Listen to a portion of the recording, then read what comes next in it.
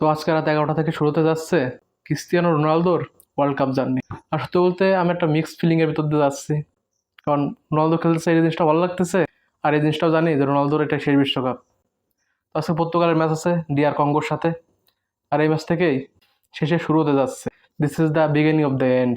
আমি জানি না এই বিশ্বকাপে রোনালদো বা পর্তুগাল কত দূর আগায় যাবে, রাউন্ড অফ 16, কোয়ার্টার, সেমিজ বা ফাইনাল, কিন্তু তারা যেখানেই যাক আমি চাই রোনালদো ভালো খেলুক, পর্তুগাল ভালো খেলুক, আর রোনালদো যেন তার ড্রিমটা পূরণ করতে পারে ওয়ার্ল্ড কাপ জিতে। তো আজকে আমি সহ আমার মতো যারা রোনালদো ফ্যান আছে তারা সবাই আজকে উইটনেস করার জন্য রেডি থাকবে যে রোনালদো তার শেষ বিশ্বকাপে খেলতে নামতেছে। আমার এখনও মনে আছে যে 2010 সালের বিশ্বকাপে আমার এক ফ্রেন্ড আমাকে বলছিল যে ক্রিস্টিয়ানো রোনালদোকে চিনিস। আমি তখন বলছিলাম না কে, তখন ও আমাকে প্রথম রোনালদোর খেলা দেখায়।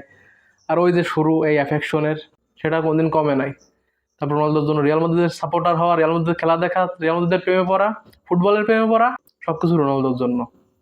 কারণ একটা মানুষ এত স্মৃতি উপহার দিয়ে গেছে যেটাকে এই জীবনে কোনোদিন ভোলা সম্ভব না। এতগুলো রাত উইটনেস করছে রোনালদোর গ্রেটনেসের, সেটা আসলে কোনোদিনই ভুলতে পারবো না।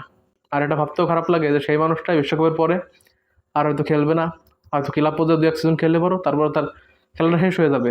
তার রোনালদো লাস্ট কয়েক বছর ধরে অনেক ট্রলের শিকার হচ্ছে, অমুক তমুক, কিন্তু রোনালদো যা করছে রিয়াল মাদ্রিদের জন্য, একটা as a football fan, as a Ronaldo fan, আমার জন্য এটা অল টাইম আমার মনে থেকে যাবে।